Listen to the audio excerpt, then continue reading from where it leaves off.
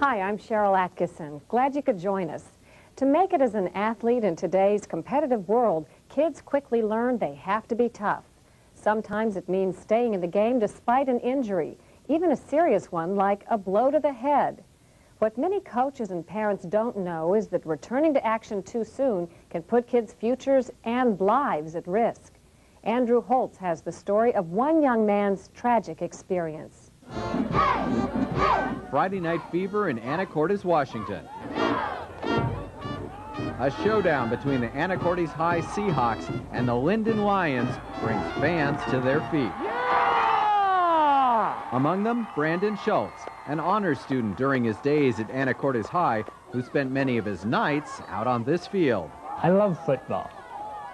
To this day, I still love it. I still have dreams that I'm playing. Brandon made varsity his sophomore year, playing right guard and left end. I go back to California on Wednesday. But now, he's not just another former star recalling past glory. In fact, he has no memory of the event 7 years ago that ended his football career and changed his life. It all started just after his 16th birthday. Following a hard tackle, Brandon suffered a mild concussion, forcing him to sit for the rest of the game. He really wasn't down on the ground or anything. He was just shook up, got his bell rung, as we say. Brandon wrote a letter to his father that week complaining of headaches, and he skipped several practices. But no one told his parents to get him medically evaluated. It just didn't seem that serious. He got up Monday morning, went to school, said, you know, I feel fine, going to play. His family videotaped the action that night from the stands. After a tackle at the end of the half, number 61 seemed fine. But during the next few minutes, something happened. I looked up, and there was Brandon just laying on the field flat.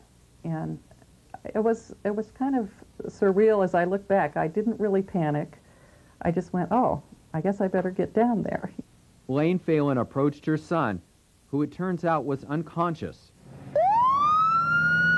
The coaches called for an ambulance. Brandon was in a coma for 5 days and endured 4 operations on his brain and skull. And yet the fateful hit at the time seemed like so many others. So why did a seemingly routine tackle have such devastating results? Well, doctors concluded Brandon had second impact syndrome. And what that means is that Brandon's brain had been injured and left critically vulnerable by the hard hit a week earlier. It hadn't had time to recover, so even a slight blow could trigger swelling and bleeding, squeezing Brandon's brain within his skull, causing permanent damage. Brandon is now partially blind. His right arm and leg don't always do what he wants. It's unlikely he'll ever be able to hold down a job or live alone. So many things that once came easily now are hard. That is very frustrating. You know, especially when something that I know I could do before just fine. I think there's very few similarities. It's hard to come up with any similarities. He really is a total different person. A legal settlement with the Anacortes School District funds Brandon's ongoing care. And the district now takes a hard line on sports injuries. Our standard has been that we even have any reason to think that there's a head injury, we immediately pull those kids out, and we're going to send them to be evaluated. The toughest audience to educate about concussions and second impact syndrome may be the athletes themselves. Players, you know, should realize when something is wrong with them that's, you know, serious. And they should, you know, in their own minds, you know, draw the line and say, no, you're not going back out. Yeah. And I know that is extremely hard to do.